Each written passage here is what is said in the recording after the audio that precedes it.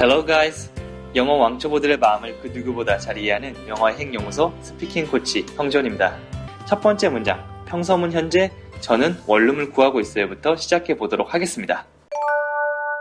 영어의 문장을 말할 때는 가장 먼저 두 가지를 생각해 주시면 됩니다. 이 문장의 주인공이 누구인지, 그 다음에는 이 주인공이 어떤 상태에 처해져 있는지 혹은 어떤 동작을 하는지, 우리가 흔히 아는 주어와 동사인데요. 영어는 일단 이 두 가지를 먼저 뱉어놓고 시작하는 게 일반적입니다. 그래서 여러분들도 가장 먼저 그걸 찾아서 얘기하는 습관을 만들어 보세요. 1번 문장, 저는 원룸을 구하고 있어요. 여기서 주인공이 누구이죠? 그렇습니다. 저입니다. 저를 의미한 영어 표현은 I. 자, 그 다음에 내가 원룸을 구하고 있다고 했죠? 이렇게 뭔가를 구하거나 찾아 헤매는 그런 뉘앙스를 가진 영어 표현은 look for가 있습니다. 그런데 그냥 look for로 끝내면 안 되겠죠? 구한다가 아니라 구하고 있어요 라고 뭐뭐 하는 중이다. 지금 시간에 이루어지는 사건이나 활동을 얘기하고 있습니다. 이럴 때는 현재 진행형이라고 불리는 be 플러스 ing를 앞에 붙여주셔야 됩니다. 그래서 I look for가 아니고 I am looking for 이렇게 만들어지게 되는 거죠. 다시 한번 말씀드리면 과거나 미래와 뭔가 다른 게 있을 때 지금만 콕 집어서 얘기하는 느낌이 현재 진행형이고요. be 플러스 ing 형태로 나타내줍니다. 자, 그 다음에 이제 저는 구하고 있어요 라는 문장을 만들었으니까 뭘 구하고 있는지만 얘기해주면 되겠죠. 여기서는 원룸을 구하고 있다고 말하고 있습니다. 원룸은 영어로 어떻게 표현해주냐면 studio apartment 라고 얘기해줄 수가 있습니다. 자, 그런데 여기서 끝내는 게 아니라 영어에는 관사라는 걸 붙여줍니다. 그래서 이 명사가 수많은 것들 중에 하나인지 혹은 너와 내가 아는 바로 그것인지에 대한 정보를 주게 되는데요. 여기서는 그냥 수많은 원룸 중에 하나의 원룸이라고 가정해보면 너가 아니라 어를 사용해 줄 수 있습니다. 그래서 a studio apartment 라고 말해줄 수 있는 거죠. 그래서 저는 원룸을 구하고 있어요 라는 영어 문장은 I am looking for a studio apartment 이렇게 완성해 줄 수 있습니다. 원어민 목소리 들어보고 다시 한번 돌아오도록 하겠습니다. I am looking for a studio apartment. I am looking for a studio apartment. 원어민 목소리 잘 들어보셨나요? 정말 집중해서 듣고 이 목소리를 똑같이 따라한다고 생각하신 다음에 말하면 훨씬 더 도움이 될 겁니다. 자, 큰 목소리로 한 번만 더 다시 말해보도록 하겠습니다. 저는 원룸을 구하고 있어요. 뭐라고요? I'm looking for a studio apartment. 자, 마지막으로 상황을 한번 가정해보고 감정 연기까지 해본 다음에 끝내도록 할게요. 정말 지쳐서 걷고 있는데 친구가 전화 와서 뭐 하냐고 물어보면 이렇게 얘기할 수 있겠죠? I'm looking for a studio apartment. 네, 좋습니다. 자, 그러면 1번 완료하고 2번 평서문 과거 그 남자는 까만색 바바리 코트를 입고 있었어요. 이 문장으로 넘어가 보도록 하겠습니다. 네, 1번과 똑같은 방법으로 한번 만들어 보도록 하겠습니다. 가장 먼저 말의 주인공을 찾아야겠죠? 그 남자니까 영어로 he.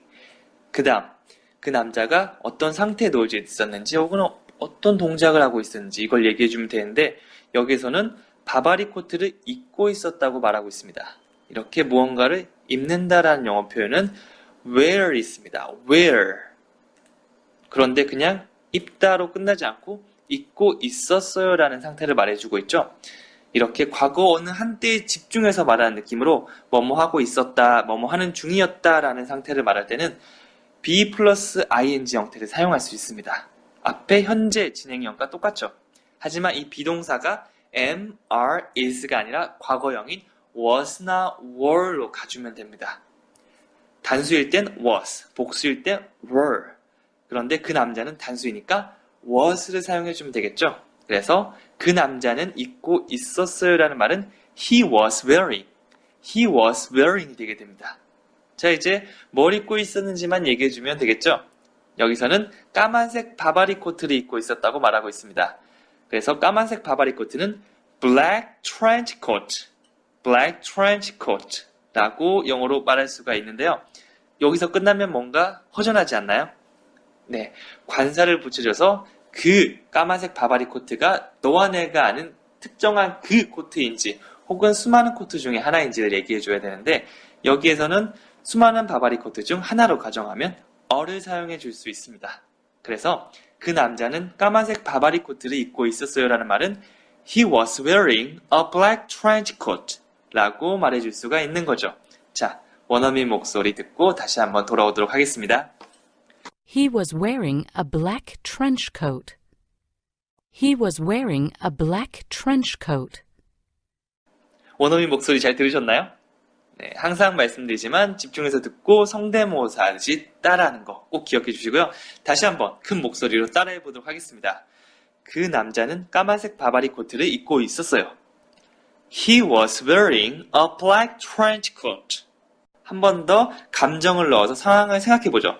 정말 잘생긴 남자가 까만색 바바리 코트를 입고 있었다는 상상을 하면서 설레는 감정으로 말해보도록 하겠습니다. 그 남자는 까만색 바바리 코트를 입고 있었어요. Oh, he was wearing a black trench coat. 네, 좀 느끼하게 말하셔도 상관없습니다. 자, 그렇다면 우리 3번 문장, 평소문 미래 그 여자는 탤런트가 될 거야 라는 문장으로 넘어가 보도록 하겠습니다. 앞의 것들과 같이 말의 주인공부터 찾아보도록 하겠습니다. 말의 주인공은 그 여자이니까 she. 그 다음에는 그 여자의 상태나 혹은 동작을 설명해 주면 되는데 여기서는 탤런트가 될 거라는 상태를 설명해 주고 있습니다. 그래서 비동사가 나오면 되는데요. 그냥 단순하게 비동사가 나오는 게 아니라 될 거라는 미래의 상태를 설명해 주니까 will be라고 해주면 됩니다. 이렇게 결심이나 징조 없이 그냥 미래에 대해 예상하는 표현, 뭐뭐가 될 거다라고 할 때는 will이라는 말을 사용해 줄 수 있습니다. 이제는 그 여자는 될 거예요라는 말을 만들었으니까 뭐가 될 건지만 말을 해주면 되는데요. 여기서는 탤런트가 될 거라는 말을 하고 있습니다. 자, 탤런트는 영어로 어떻게 얘기할 수 있을까요? 탤런트는 TV star, TV star 이렇게 말해줄 수가 있는데 여기도 마찬가지로 관사를 붙여줘서 수많은 것들 중에 하나인지 혹은 너와 내가 아는 그것인지를 설명해 줄 수 있는데 여기서는 특정한 거를 정하지 않는다고 가정해보면 a TV star 이라고 말해줄 수 있습니다. 그래서 she will be a TV star 이렇게 얘기하면 그 여자는 나중에 탤런트가 될 거라는 말을 전해줄 수가 있겠죠. 자, 원어민의 목소리 듣고 다시 한번 돌아오도록 하겠습니다. She will be a TV star.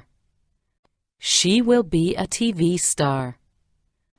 원어민 목소리 들으니까 굉장히 굴곡 있죠? 이걸 우리가 영어의 리듬이라고 하는데 이거를 최선을 다해서 따라해 주신다면 빠른 시일 내에 영어의 말의 소리를 잡을 수가 있을 겁니다.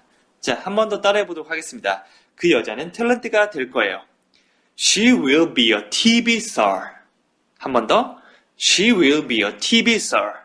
자, 마지막으로 확신에 찬 어조로 실제 상황이라고 가정하고 얘기해 봅시다. 뭐라고 하면 될까요? She will be a TV star. 네, 잘하셨습니다. 그러면 3번 문장 마무리 지었으니까 4번 의문문 1반 그 여자는 아파트에 혼자 살아요. 이 문장으로 돌아오도록 하겠습니다. 앞에 1번, 2번, 3번과 달리 이거는 누군가에게 물어보는 문장입니다. 그래서 문장 구조가 조금 다르니까 이거 같이 한번 만들어 보도록 하겠습니다. 자, 가장 먼저 우리가 원래 만들었던 평서문 문장대로 해보면 그녀는 산다라고 있으니까 산다라는 의미에 live를 더해서 she lives, she lives 이렇게 말해주면 되는데요. 여기서는 질문하는 문장이죠. 그럴 때는 do나 does가 앞에 나오게 됩니다. 그래서 she lives가 아니라 does she live 이렇게 말해주면 되겠죠. 여기서는 3인칭 단수일 때는 does, 3인칭 단수가 아닐 때는 do를 사용해주면 되는데요. 3인칭 단수는 나와 너를 제외한 제3의 단수라고 보시면 됩니다. 예를 들어서 그 여자, she, 그 남자, he, 그것, it 이 세 가지가 있습니다. 그래서 다시 정리해보면 그 여자는 아파트에 혼자 살아요 라고 할 때 그 여자는 살아요 라는 문장은 does she live 이렇게 만들어줄 수 있죠. 여기서 하나 더 해보면 아파트에 혼자 사냐고 묻고 있는데 아파트란 공간 안에 사냐고 물어볼 때는 전치사 in을 더해줄 수 있습니다. in, 어떤 테두리의 안쪽이라고 볼 수 있는데요. 그래서 그 여자가 아파트 안에 사나요? 라고 할 때 does she live in? 이렇게 말해줄 수가 있는 거죠. 마지막으로 아파트라는 의미만 더해주면 문장이 완성되는데요. 아파트를 의미한 영어 표현은 apartment입니다. apartment. 아파트가 아니고 par, 여기다 강세를 강하게 넣으시면 됩니다. apartment. 이 리듬에 따라서 다른 말처럼 들릴 수 있으니까 꼭 주의해 주세요. 자, 여기도 마찬가지로 관사를 붙여줘서 이 아파트가 수많은 것들 중에 하나 혹은 너와 내가 아는 특정한 그거인지 설명해 줘야 되는데 여기서는 수많은 아파트 중에 그냥 하나라고 가정해 보면 어를 넣어줄 수 있는데 여기서는 on으로 바꿔보겠습니다. 왜냐하면 뒤에 나오는 명사가 첫 발음이 모음 아, 에, 이, 오, 우 이 5개 중에 하나로 나면 발음상의 편의를 위해 어를 on으로 바꿔주게 됩니다. 그래서 a apartment가 아니라 an apartment 이렇게 되는 거죠. 네, 의미 차이는 없는데 발음을 편하게 하기 위해서라고 생각해 주시면 됩니다. 그리고 혼자 사나요? 라고 물어봤으니까 가장 끝에 혼자라는 의미의 alone 이걸 붙여주면 문장이 완성됩니다. 자, 다시 한번 만들어 볼게요. 그 여자는 아파트에 혼자 살아요 라는 문장은 Does she live in an apartment alone? 네, 리듬에 주의하면서 말씀해 주시면 됩니다. 자, 원어민의 목소리를 들으면서 한 번 더 따라해 보도록 하겠습니다. Does she live in an apartment alone? Does she live in an apartment alone? 원어민 소리를 잘 들어보셨나요? 듣다 보면 약간 노래를 부르는 것 같이 들릴 수 있는데요. 우리도 똑같이 노래를 부르듯이 따라 불러주시면 됩니다. 그래서 그 여자는 아파트에 혼자 살아요 라는 문장 어떻게 한댔죠? Does she live in an apartment alone? 이렇게 말해주시면 됩니다. 큰 목소리로 계속 따라해주세요. 자, 마지막으로 상황을 가정해 볼 건데요. 어떤 소개팅 자리에서 누군가 이렇게 물어볼 수 있겠죠. 은큼한 목소리로. 그 여자 아파트에 혼자 사나요? 자, 이거 어떻게 할 수 있을까요? 감정을 가지고 뱉어봅시다. Go! Does she live in an apartment alone? 좋습니다. 이렇게 상황을 가정하면 더 기억에 잘 남는 거 꼭 기억해 주시고요. 저희는 마지막 문장인 5번 의문문 과거 그 여자가 흑인인지 몰랐어요 라는 문장으로 다시 찾아오도록 하겠습니다.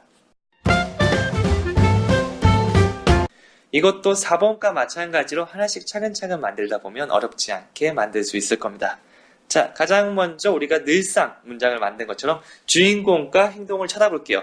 주인공은 상대방한테 물어보는 거니까 you 그리고 안다라는 의미는 know 그래서 you know 하면 너는 안다라는 의미가 되는데요. 여기서는 물어봐야겠죠? 그럴 때는 do 동사가 앞으로 나와주면 됩니다. 그래서 do you know? 라고 말해주면 되는 거죠. 자, 그런데 여기서는 그냥 뭐뭐 하나요? 라고 묻는 게 아니라 뭐뭐 했었나요? 라고 과거에 무엇을 했는지 궁금해하는 표현이니까 이 do 동사를 과거로 바꿔줘서 did you know? 라고 말해주도록 하겠습니다. 자, 하나 번만 더 정리해보면 그 여자가 흑인인지 몰랐어요 라고 묻고 있죠. 이 몰랐나요 라는 말은 알지 못했나요 라고 말하는 거랑 똑같으니까 부정의 not을 맨 앞에 붙여서 didn't you know? Didn't you know? 이렇게 말해주면 되는 거죠. 이제는 그 여자는 흑인이었다라는 의미만 전달해주면 끝입니다. 이거는 여러분들께서 앞에 1, 2, 3번 만든 것처럼 만드시면 됩니다. 가장 먼저 주인공 그 여자는 뭐죠? she 그리고 뭐뭐였다라는 상태를 설명해주고 있는 비동사 was 마지막으로 흑인이란 말은 African American 자, 한꺼번에 붙여보면 she was African American 이렇게 완성되게 되는 거죠. 여기서 왜 관사를 붙이지 않았나요? 라고 물어볼 수 있는데 셀 수 없는 것들은 관사를 붙이지 않습니다. 관사는 어느 것 중에 하나라는 의미를 가지기 때문에 굳이 붙여줄 필요가 없어요. 보통 추상적인 의미의 관사를 붙이지 않는데요. 여기에서는 흑인이라는 흑인 1명, 2명을 세는 게 아니라 그냥 그 흑인의 인종을 말하고자 한다면 추상적인 느낌이 되니까 관사를 굳이 붙여주지 않으셔도 됩니다.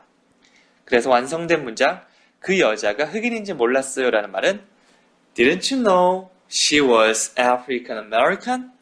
다시 한번 Didn't you know she was African American? 이렇게 말해줄 수 있는 겁니다. 자, 그럼 원어민 목소리 듣고 다시 한번 돌아오도록 하겠습니다. Didn't you know she was African American? Didn't you know she was African American? 노래를 부르는 것과 같이 고저장단을 가지는 이 원어민의 목소리 똑같이 한번 따라해 보겠습니다. 그 여자가 흑인인 줄 몰랐어요? Didn't you know she was African American? 마지막으로 상황 가정해 볼게요. 정말 이거를 모르는 친구가 있어요. 깜짝 놀라면서 말해주면 됩니다. 그 여자 흑인인 거 몰랐어? Didn't you know she was African American? 여기까지 평소문 현재, 과거, 미래, 의문문 일반, 과거까지 5개의 문장을 함께 만들어 봤습니다. 네, 그렇게 어렵지 않으시죠? 여러분들께서 LBT로 다시 한번 설명해 주시고 그 다음에 원어민의 목소리를 따라서 여러 번 말해 보신다면 이 5개의 문장을 확실하게 여러분의 것으로 만들 수 있을 겁니다.